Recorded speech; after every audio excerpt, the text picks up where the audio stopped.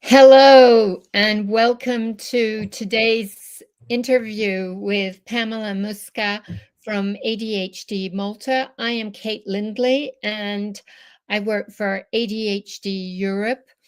And we are recording these interviews to put faces to those who have lived experience with ADHD in this month of awareness around ADHD.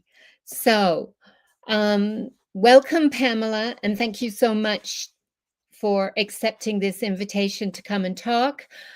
Tell us a little bit about yourself.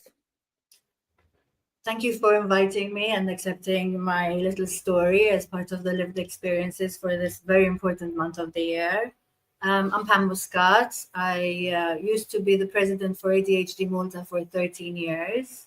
I took over from a colleague. I work as a learning support educator with children with different abilities and diagnoses and mainstream schools in Malta. I've done that for about 25 years. I'm a mother of 5. My kids range between the age of 20 and 35. My kids are all on, on neurodivergent spectrum of sorts, as I am. I was diagnosed when one of my kids was diagnosed some years ago. Thank you, Pam. So you were telling me before that you were diagnosed after quite some time. What was it like to have the diagnosis? What did it give you? I think in my case, it gave me some sort of closure or understanding about why I behaved the way I did growing up. It helped me understand the need for novelty, the need for finding something that I'm passionate about so that I can, give all my attention to it. The fact that I like to do things differently all made more sense once I received that diagnosis. And also the fact that I found that I could also avail myself of, interventions, therapies, and also medication. That was a big important part. And finding my tribe. I think that was also crucial. Having people around me who understood finally what I'm about. Okay, so my next question is, what is particular about living with ADHD for you? And you mentioned that you understood why you do things differently. So is that what's particular? Or are there other things that are particular? I think there are other things. I think the huge amount of sensitivity and empathy and the strong sense of justice that I've always had, going the extra mile, not having many boundaries, the need for instant gratification was a big thing when I was younger. And, I've had to work on as I've grown older, of course. The fact that I used to make a big effort to do well and still always fell a little bit short of probably my potential. I was never an A student, but I could have been, sort of thing. I wasn't failing school. I liked learning. It was my hyper focus. So learning is still very much something I enjoy doing till today. But somehow there was always that little, I couldn't memorize stuff. My short-term memory is really bad. It's terrible. So these Okay. things are things that also impact daily life, and you need to take into consideration. Yeah. Okay. So what were some of the things that you put in place to when facing challenges? What have you done? Okay. I think the first thing I did was getting, savvy. I sort of delved into really getting to understand what ADHD is and how it affects women, especially, and, because of my work, how it affects kids at school. So I became quite knowledgeable. I think that was my first tool. And with that tool, and then I proceeded to sort of push myself in areas where I was able to assist others, and that helped my self-esteem, which was always very, very low growing up with undiagnosed ADHD. That happens a lot. You get criticized a lot. You feel you're not good enough. So that helped me. Pushing myself to do things I was anxious about and fearful of also helped me. But then also, speaking to my family, especially my parents, over and over and over, so that they really finally understood and were able to support me in ways that perhaps before it was more criticism that came my way rather than understanding. And that obviously made a big difference. Mm. Also, I tried to normalize it, not to feel like it was a terrible thing that has happened. For me, it was empowering. And the understanding that came with it helps me to normalize it and teach other people to do the same, so that it doesn't feel like they're on death row or have a bad sentence on their head, but rather to appreciate the different way that their brain works and my brain works, and put good use of it, in everyday life. Okay, so at some point in your life, you decided to become a learning support educator. Um, were you motivated to help, especially children with ADHD? Once I became a learning support educator because my eldest daughter was born with a disability, so I was obviously sensitive to the cause, of having kids in schools and their right to an education and all the that comes with it. Yes, I was very drawn to all the kids who had, different behavior, teachers found challenging, who were misunderstood. I genuinely always was very, very drawn to them, not only in school, even growing up. Um, so yes, and it kept me doing the job because obviously every couple of years you have a different student, you have different teachers. So there's also a change within the same profession.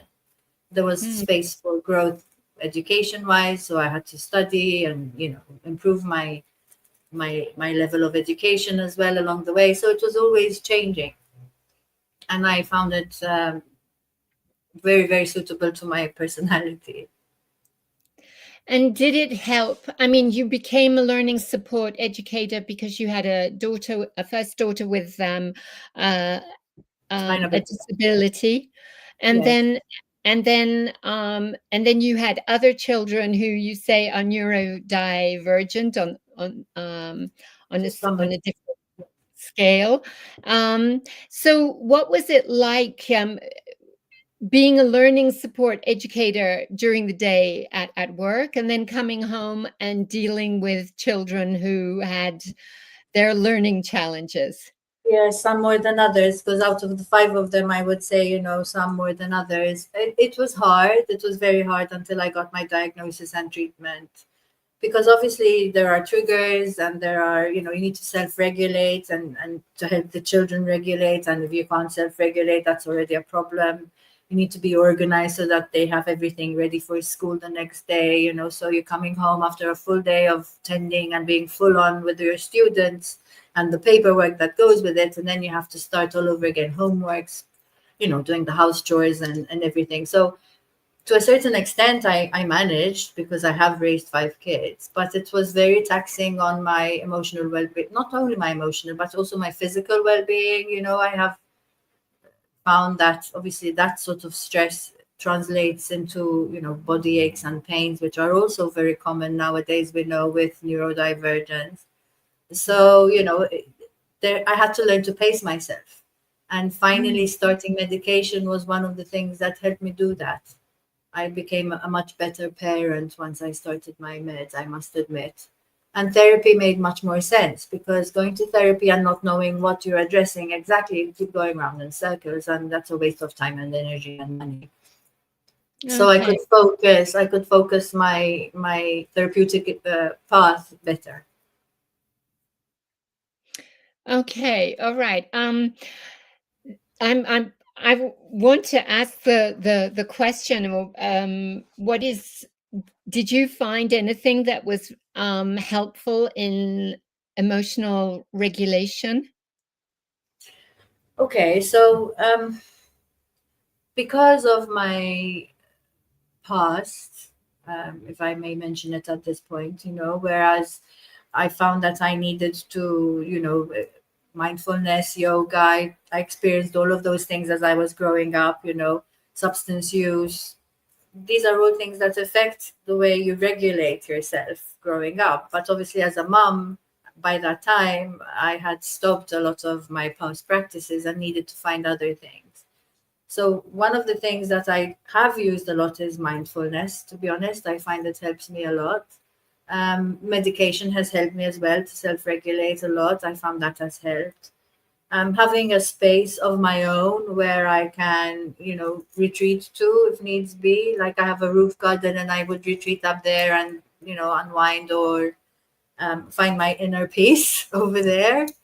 And also finding a group of people, as in our support group, who we work together and we also understand one another. So there's very little judgment going on. So it helps you to have a little bit more grace within yourself and not push yourself to the limit where you end up burnt out on both sides.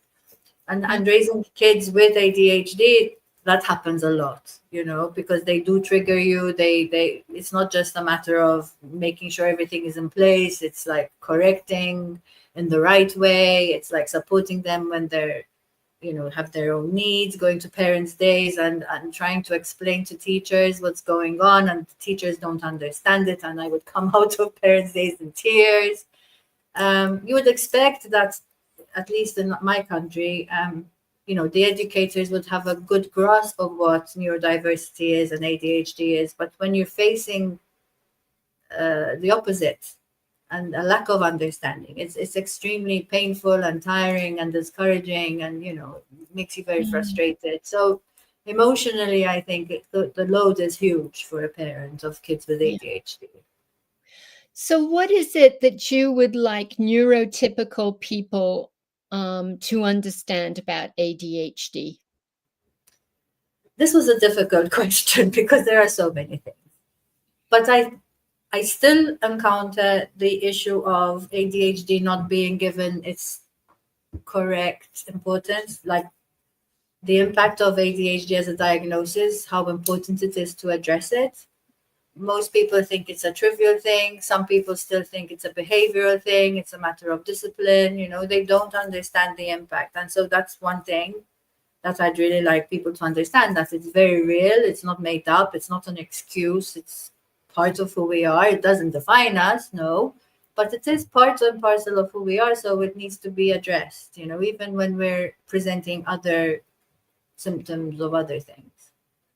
Something else that I think wish people knew is that it's, like I mentioned earlier, it's not a negative, necessarily only a negative trait, diagnosis, disability, call it what you want.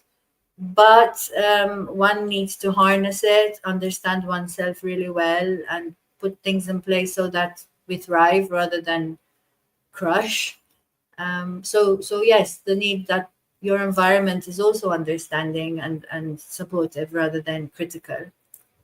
And as a third thing is, like, nobody is the same. We're all different, and so diversity should be embraced no matter what we're presenting with, whether it's abilities, whether it's beliefs. People need to be a little bit more gracious with one another and more understanding and more empathetic. Maybe I'm living in a utopic world, but that comes with the ADHD, doesn't it?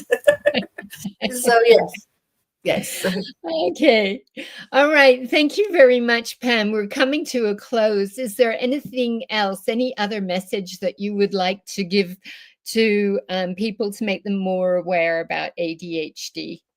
Yes, there is one thing that maybe we didn't touch upon a lot, but there is a big correlation between ADHD and addiction, whether it's substance use, alcohol, or eating, gaming, binge watching series. We tend to fall into that trap a little bit easier than others.